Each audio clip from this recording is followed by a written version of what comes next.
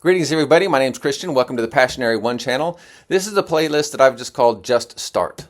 Just start. Just speak. Unmute yourself. Start having conversations with people, having conversation online. We need to talk more, not less. And so this is the third video in just basic ground rules on how to have a good conversation, some of the key terms that trip people up often in my experience, and it seems to have been helpful for some folks, and I hope it continues to be helpful. This one is a response, actually, to my previous video on the 3 theories of truth, what people mean by that, what we mean by that, so we can at least come closer to talking about the same kinds of things. The question about truth that came to me was, well, what do I do if somebody just says, well, that's your truth? That's not my truth, that's your truth. And you'll come across this. Now, people don't mean to be wicked and evil about that all the time. They may seem to sound intolerant or educated or sophisticated. They may try to do that to shut you down or shut the conversation down. But what do people mean by that? Well, if they mean this is not objective reality, then there's no such thing as my truth and your truth. What do I mean by that? I mean, if something is objectively actually true in space and time, then it's true for everybody. If Jesus, for example, actually rose from the dead in real space and time, that's not just true for some people, that's true for all people. It doesn't matter if people like it or not, or know about it or not, or don't like it, or really like it. It's true because it's like true. You know, it corresponds with reality. That's one of the 3 theories there. So if people are saying, well, that's not true, and they're talking about objective reality, there's no such thing as my truth or your truth. There's just the truth. Not my truth, it's the truth. But what do people mean? Again, they could be meaning that you're making a claim that I don't like, therefore I would prefer to embrace this other claim of truth, whether or not it's actually really true, because I like it better. So it says something more about what's going on inside the person than it does actually about truth. It's more about preferences, opinion than it is about truth. So that would be a point of conversation for ourselves and for others to see if that's really what's going on there. It might be that they are trying to embrace a perspective that doesn't align with what you're saying, or bring another truth that doesn't fit. What do I mean by that? The theory of truth, there's one called coherence theory, meaning this little bit of truth coheres with the system of thought or the worldview. Okay, so they may be saying, well, that's not true. That's your truth, meaning that fits in your system, but it doesn't fit in my system. Now, if that's what they're meaning, well, fine, we can talk about the logic of the different systems.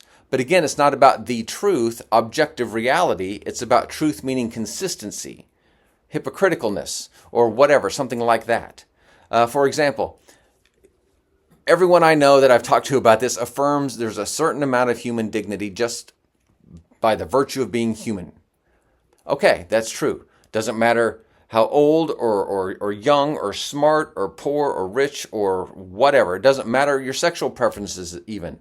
I know people who struggle with homosexuality and stuff who just feel like they're attacked at their core level, like their human dignity is trying to be taken away or denied somehow. And I try to assure them, no, that's not the case. That's not reality. Some people may be trying to do that. But from the Christian worldview, from the biblical worldview, everybody has human dignity. They are an image bearer of God, created in His own image for great purposes and so on. No matter how much we mar that image, it's still there. And we are still created by God and have innate value. Okay, fine. Do other systems affirm such people's human dignity? Well, there's only so many systems. If we take an Eastern religion, say, where there is no gods, or there's multiplicity of gods, where would that dignity come from? What if certain gods say yes and certain gods say no? Who wins the day? What if there is a no God system, an atheistic system from wherever? Does the reality of human dignity flow logically from a system with no God, meaning that we're just all collections of random chance and matter and time? If we're just cosmic accidents, where would the innate human dignity come from? Why would we have innate dignity, innate value? Why would that be the case? If we're just grown-up germs, why would we have this innate dignity? It doesn't fit within that system. Now, those within that system that embrace that system would say, yes, people have dignity. I'm not saying they're wrong. I'm saying that's inconsistent with their worldview. So I'm not saying that's their truth.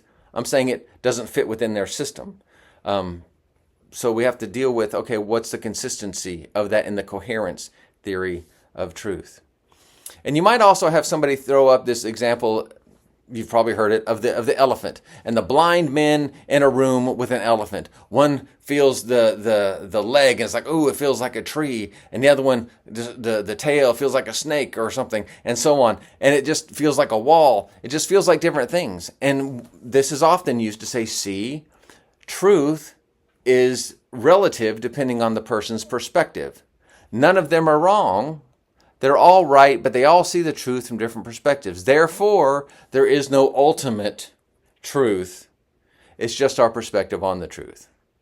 Well, that doesn't work, because when people use that metaphor, often they don't realize that there's an assumption behind all that there is an actual elephant in the room. It doesn't matter what people feel and think it's like, and it seems like this and that seems like that. That may be all true, but the truth is it's an elephant. It's not a snake. It's not a wall. It's an elephant.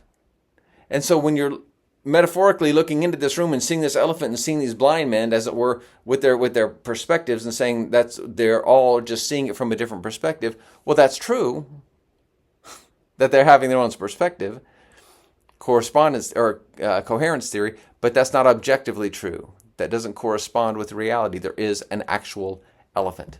You might see other things where people put like a 9 and a 6, and there's one from one, there's a, like, what could be a 6 from, there's two people. One says it's a 6, and the other one from the other side says it's a 9. And it's like, see, truth is a matter of perspective. Well, that's dandy. Try that with a number 5. Well, it looks like a 5 from my side. Oh, yeah, from my side, it looks like a, I don't know what. So certain things work in kind of a bumper sticker kind of level thinking, but not everything does. Anyway, I hope this helps and gives you some ideas on, well, that's your truth. That's not my truth. That's your truth. Again, if it's objectively true for anybody, it's objectively true for everybody. And if people continue saying, well, that's objectively true, but I don't, then they're talking about preferences and opinions. They're not talking about truth. And it's fine to talk about those and why people have certain preferences and opinions, but this will help you clarify what the truth is actually about. Anyway, hope this helps. Feel free to leave your comments down below and other questions and comments, and I'll see you next time.